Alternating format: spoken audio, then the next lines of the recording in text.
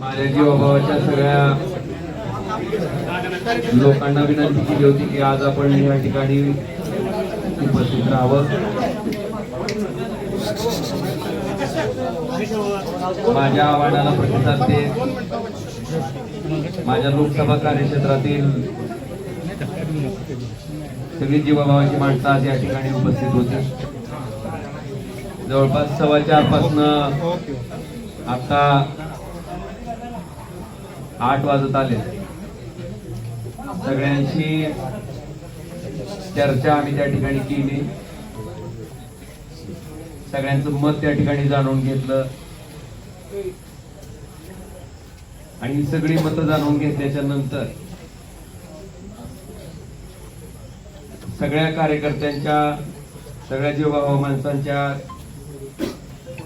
ज्या सूचना आहेत त्या पद्धतीनं मला थोडी पार्श्वभूमी सांगायची की नुकत्याच झालेल्या स्थानिक स्वराज्य संस्थेच्या निवडणुकीमध्ये सगळे कार्यकर्ते त्या ठिकाणी लढत असताना सुद्धा जर धाराशिव लोकसभा मतदारसंघाचा आपण विचार केला तर एकाही पंचायत समितीमध्ये नगरपालिकेमध्ये त्या ठिकाणी आम्हाला यश मिळू शकलं नाही. अनेक सामान्य कार्यकर्ते अतिशय चांगल्या पद्धतीने काम करणारे कार्यकर्ते सुद्धा या निवडणुकीत अतिशय वाईट पद्धतीने त्या ठिकाणी पराभूत झाले. मी असेन, आमचे सगळे सहकारी असतील, आम्ही 24 तास मधला 24 तास वेळ सामान्य माणसासाठी, सामान्य लोकांसाठी, त्याच्या समस्येसाठी द्यायचं काम आम्ही प्रामाणिकपणे केलंय. आणि याचे साक्षीदार सगळे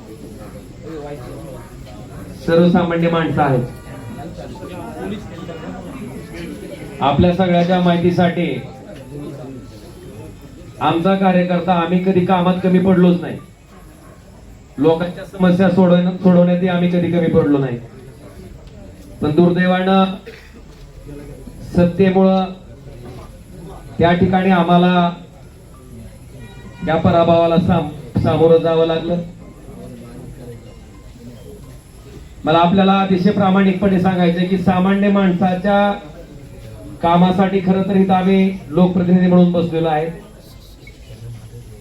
सामान्य माणसाच्या अक्षरशः ट्रान्सफॉर्मरला सुद्धा त्या ठिकाणी अडचणी येत होत्या. आज सगळ्यांच्या माध्यमातून त्या ठिकाणी आम्ही निर्णय घेतलाय की शिवसेना पक्षात त्या ठिकाणी आम्ही जाणार आहेत.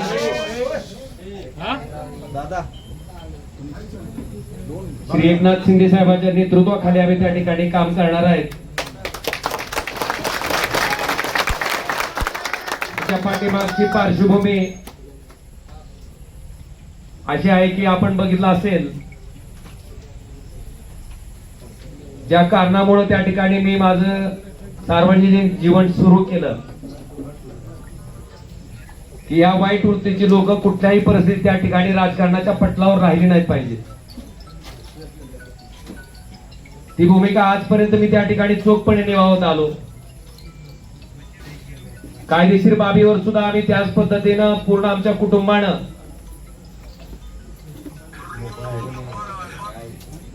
महाराष्ट्र पोलीस जे तपास करत होते, कळंबोली पोलीस स्टेशन जे तपास करत होते ते दबावाखाली करतंय आणि इथून आम्हाला न्याय मिळू शकत नाही. म्हणून हा तपास सीबीआय कडे वर्ग करावा अशी मागणी, अशी याचिका हायकोर्टात केल्याच्या नंतर या हत्याकांडाचा तपास त्या ठिकाणी सीबीआय कडे वर्ग झाला. 20 वर्ष अविरतपणे न्यायालयीन प्रक्रिया चालली. फार मोठ्या अपेक्षा आमच्या कुटुंबाला त्या निकालात नव्हत्या. मेरिटवर निकाल येईल अशी अपेक्षा होती. पण दुर्दैवानं जो काही निकाल आला त्याच्यामध्ये सन्माननीय न्यायालय म्हणतंय की राजकीय वैमनस्य होतं तेही मान्य करतंय. कुठल्याही हत्याकांडामध्ये उद्देश, मोटिव्ह फार महत्वाचा असतो तेही न्यायालय मान्य करतंय. पण दुर्दैवानं कळंबोली पोलीस स्टेशनच्या तपासाला त्या ठिकाणी बेस करून मला वाटतं ज्या पद्धतीचा निकाल आला तो अतिशय दुर्दैवी होता. आणि अशा पद्धतीनं या निकालाचं दुःख, कारण ज्या दिवशी राजेसाहेब गेले त्या दिवशीचं जे दुःख होतं तशाच पद्धतीचं दुःख आमच्या पूर्ण कुटुंबाला काल सहन करावं लागलं. मला वाटतं ह्याच्यामध्ये एक माणूस त्या ठिकाणी सक्षमपणे आमच्या पाठीशी उभा होता आणि त्यांनाही ते पटलेलं नव्हतं. काल ज्या पद्धतीनं निकाल आला त्याच्या बाबतीत सीएम साहेब, देवेंद्रजी फडणवीस, श्री एकनाथ शिंदे साहेब यांच्याशी माझं बोलणं झालं. त्यांनी अमित शहा साहेबांबरोबरही माझं बोलणं करून दिलं. आम्ही त्यांना इतकीच विनंती केली की साहेब आम्हाला कुणाचा फेवर नको आहे, पण आम्ही जे संघर्ष मागच्या 20 वर्षापासून करतोय, फक्त न्याय मागतोय, तो न्याय आम्हाला मिळवून द्यावा ही आम्ही कळकळीची विनंती त्या ठिकाणी केली. आणि आदरणीय एकनाथ शिंदे साहेबांनी स्वतः समोर येऊन स्टेटमेंट दिलं आणि सीबीआय त्या ठिकाणी माननीय हायकोर्टात या प्रकरणाबाबतीत अपील दाखल करणार आहे. अपेक्षा इतकीच आहे की केसच्या मेरिटवर त्या ठिकाणी जो न्याय त्या ठिकाणी डावलला गेलाय तो आम्हाला न्याय मिळावा. आणि म्हणून या सगळ्या बाबीचा विचार केल्याच्या नंतर आपण जर आमची इथली राजकीय परिस्थिती बघितली असेल, बऱ्याच मंडळींना वाटतंय की आता तुमचा एक पक्ष त्यांचा एक पक्ष. मी अतिशय प्रामाणिकपणे सांगतो की कुठलाही पक्ष असला तर अशा वृत्तीला राजकारणातनं थांबवण्यासाठी जे काय करावं लागणार आहे त्याच्यासाठी ओमराजे कधीच थांबणार नाही ना मला कोणी रोखू शकत. आजच्या सत्तेची ताकद घेऊन त्या ठिकाणी आमच्यासारख्या सर्वसामान्य कार्यकर्त्यावर जो अन्याय होतोय, आज गावागावातल्या माणसाला त्या ठिकाणी थांबवलं जात आहे. अनेक लोकोपयोगी कामं आहेत. खासदार म्हणून त्या माणसाला वाटतंय की बाबा खासदारांना आमचा ट्रान्सफॉर्मर द्यावा, खासदारांना आमच्यातलं अमुक काम करावं. आज 7 वर्ष होत आलेत. त्या माणसाच्या अपेक्षा फार मोठ्या आहेत. मला वाटतंय निश्चितपणे या सगळ्या अपेक्षांना न्याय द्यायचं काम मी निश्चितपणे प्रामाणिकपणे इथून पुढच्या कालखंडामध्ये करत राहीन. आणि आपल्या सगळ्याच्या माहितीसाठी सामान्य माणूस ओमराजेला ओळखतोय. 2009 पासून ते आजपर्यंत, 2006 पासून ते आजपर्यंत त्या सामान्य माणसासाठी मी काय काम करतो हे सामान्य माणसानं बघितलंय. आणि म्हणून कुठल्या पैशाच्या हव्यासापोटी, कुठल्या पदाच्या हव्यासापोटी जाणारा ओमराजे नाही. जी काय सत्ता घ्यायची किंवा जी काय सत्तेचा वापर करायचा आहे, कारण आपण जर माझ्याकडची फळी बघितली तर माझ्याकडे मोठे प्रस्थापित माणसं कोणीच नाही. माझ्याकडे सामान्य माणसं, समाजातली शेवटच्या घटकातली माणसं त्या ठिकाणी आज माझ्याकडे आशा लावून बघतायत. आणि मी आपल्याला शब्द देतो की या सत्तेचा वापर हा त्या सर्वसामान्य माणसाच्या जीवनात आनंद देण्यासाठी मी प्रामाणिकपणे करत राहीन आणि ती ताकदीनं करत राहीन. हे वचन मी आपल्या सगळ्याच्या साक्षीनं आज या ठिकाणी देतो. आणि आम्हाला खात्री आहे की ज्या पद्धतीनं धावून जाऊन काम करायचं त्यांचा स्वभाव आहे, त्या पद्धतीने निश्चितपणे धावून येतील आमच्या प्रत्येक. कारण आमचं काय वैयक्तिक कुठलंच काम नाहीये, माझं कुठलंच काय असंही नाही किंवा काहीतरी वेगळा व्यवसाय माझा चालू आहे आणि त्या व्यवसायाला संरक्षण घेण्यासाठी मला जायचंय ना. माझ्यावर काही ईडीसी व्यायची धाड पडली असंही नाही. बांधवानो, प्रामाणिकपणे काम करणारा, 24 तास मधला 24 तास वेळ देणारा मी एक सामान्य कार्यकर्ता आहे. आणि निश्चितपणे त्यांच्या नेतृत्वाखाली आम्ही अतिशय चांगल्या पद्धतीचं काम आपण जर बघितलं असेल तर कृष्णा मराठवाडा सिंचन प्रकल्प जो की कित्येक वर्षापासून त्या ठिकाणी अपूर्ण आहे.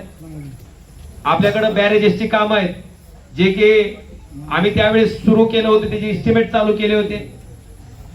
मला वाटतंय या सत्तेचा उपयोग कशा पद्धतीने केला जाऊ शकतो हे निश्चितपणे आम्ही धाराशिव लोकसभा मतदारसंघातील जनतेला चांगल्या पद्धतीने त्या ठिकाणी राबवून, नुसत्या घोषणा नाहीत तर त्या राबवून अतिशय चांगल्या पद्धतीनं दाखवून देऊ, हेही वचन मी आजच्या या पत्रकार परिषदेच्या निमित्तानं देतो. आणि निश्चितपणे आदरणीय उद्धवजी, आदरणीय आदित्यजी, बाळासाहेब यांचा सगळ्यांचा मला प्रचंड स्नेह लाभला, त्यांचे आशीर्वाद लाभले, त्यांचं प्रेम लाभलेलं आहे. मला वाटतंय माझ्या मनात, माझ्या तोंडात कधीही कुणाबद्दलही वाईट शब्द कधी आलेला नाही, येणारही नाही.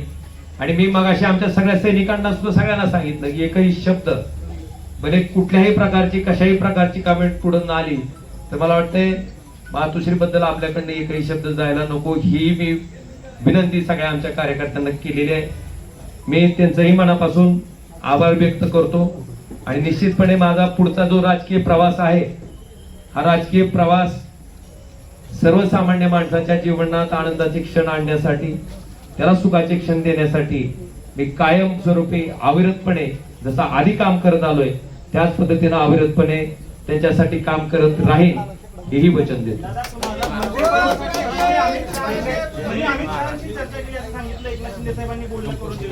उद्धव ठाकरेंशी आपली काही चर्चा झाली का, त्यांच्याशी काही बोलल्यात का, किंवा आपण भविष्यात अमित भाई शहांशी आपण चर्चा केली, उद्धव ठाकरेंची काही चर्चा आपली झाली का या संदर्भात, या सगळ्या निर्णयाच्या भविष्यात काय होईल का? कुठल्या कशाबद्दल?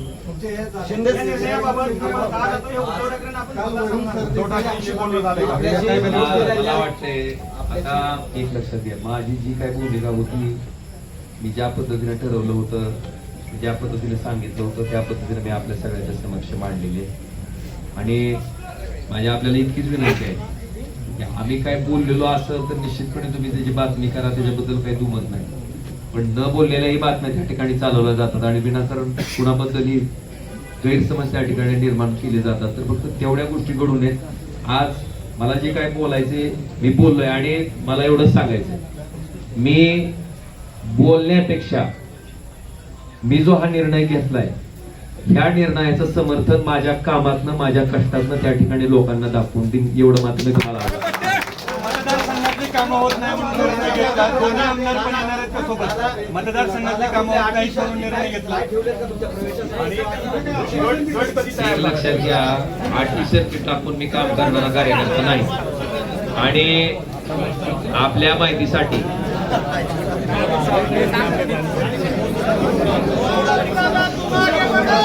तुम्हारे